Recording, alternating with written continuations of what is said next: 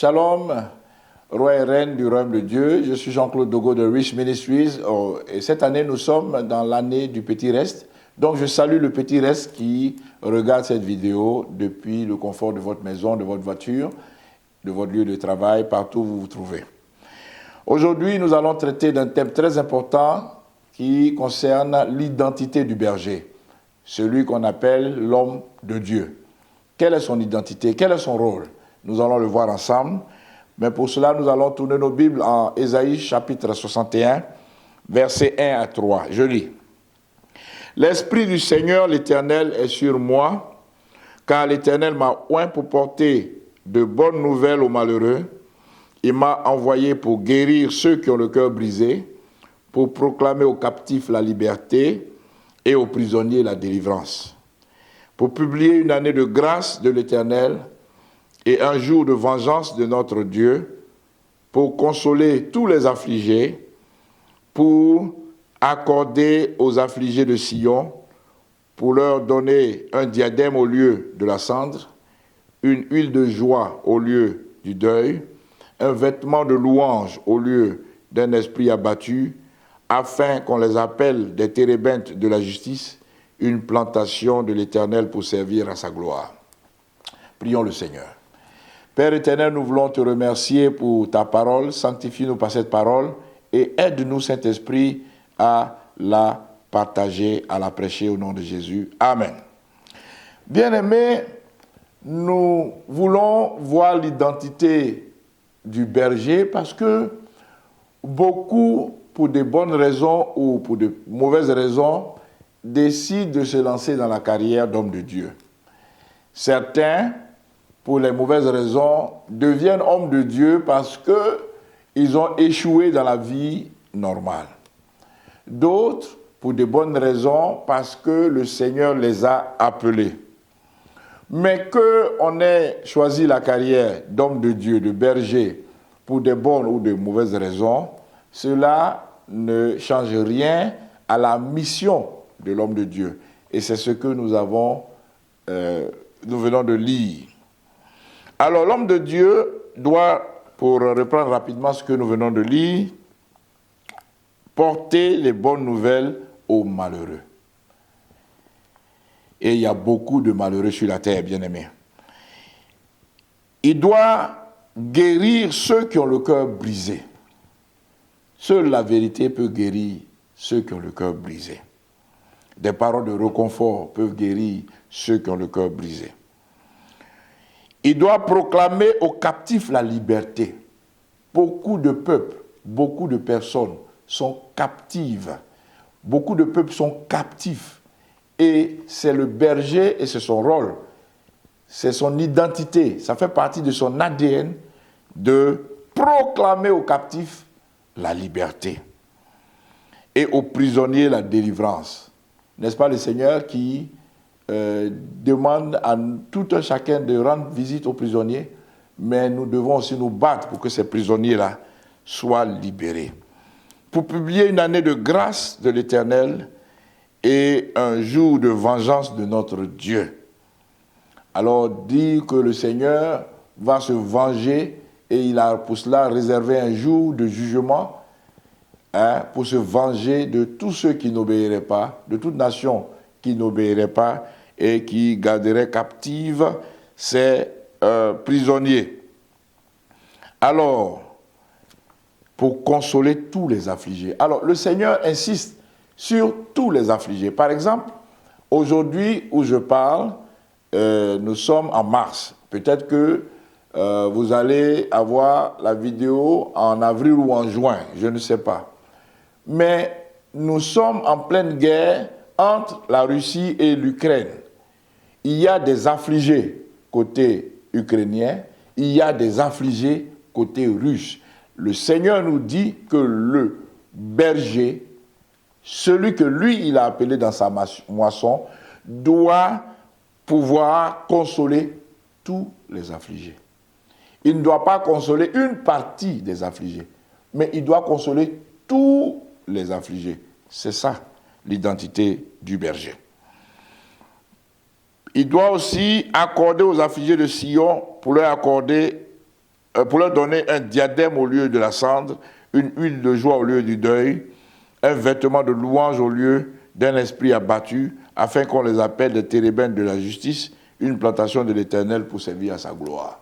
Donc voici le programme que le Seigneur donne à tous les bergers. Nous allons voir un exemple concret de ce qu'un berger doit faire, et cet exemple-là est donné par Amos.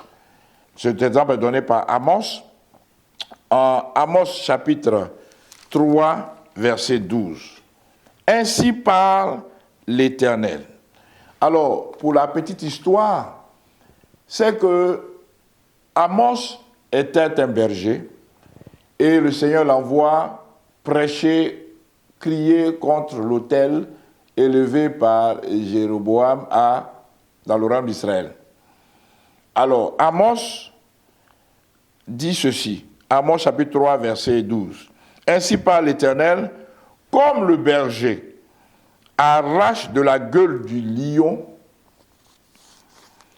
comme le berger arrache de la gueule du lion 2 jambes ou un bout d'oreille, ainsi se sauveront les enfants d'Israël qui sont assis dans Samarie à l'angle d'un lit et sur des tapis de Damas. Alors ici, Amos donne un exemple de courage que tout berger doit avoir.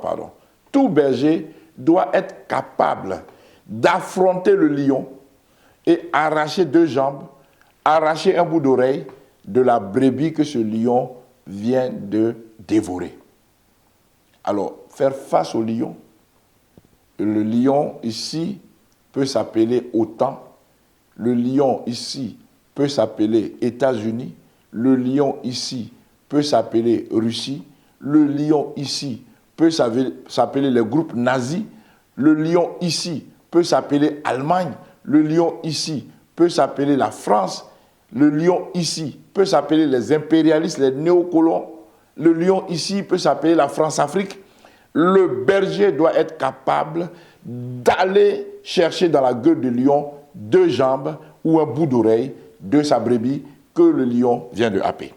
Alors, bien-aimés, est-ce que ce que Amos dit est vrai? Nous allons confirmer cela avec, la Bible dit, sur la base de 2 ou 3 témoins. Nous allons prendre un autre passage qui va corroborer peut-être ce que Amos a dit à 1 Samuel, chapitre 17, versets 33 à 35. Et c'est David qui donne ici un témoignage éloquent de ce que lui, en tant que berger, a fait.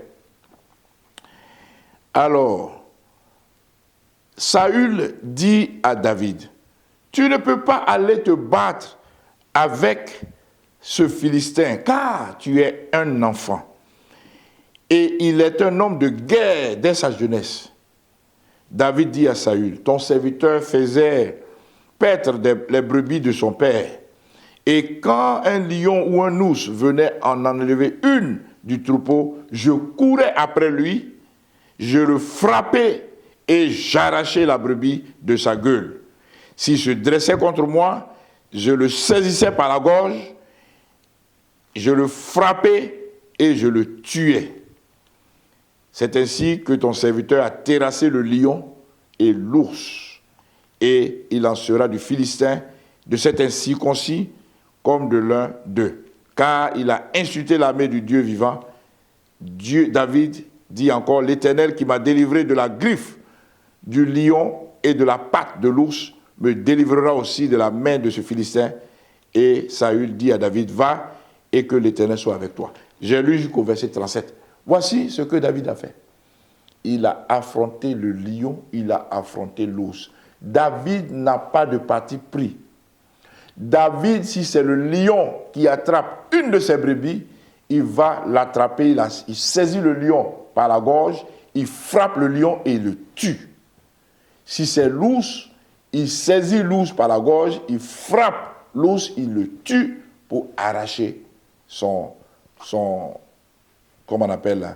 brebis de la main de ce prédateur. Alors ici, l'ours, c'est la Russie, le lion, c'est les États-Unis, c'est l'OTAN.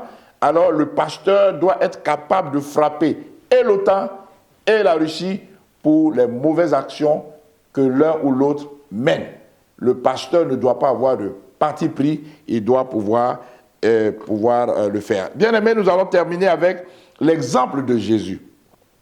Jésus qui est appelé en Jean chapitre 10 verset 7, la porte des brebis, qui est le grand pasteur des brebis en Hébreux 13 verset 20, celui qui est nommé le puissant de Jacob et qui est devenu le berger, le rocher d'Israël en Genèse 19 24, ou celui qui est appelé le souverain pasteur en 1 Pierre 5 verset 4. Nous allons lire, bien aimé, Jean 10, 11, et nous allons voir si Jésus aussi vient corroborer ce que nous venons de dire. Jean 10, verset 11. Je suis le bon berger donne sa vie pour ses brebis. Amen. Bien-aimé, Jésus dit que le bon berger donne sa vie pour les brebis. À tous les bergers qui sont en Ukraine, est-ce que vous avez donné votre vie pour vos brebis?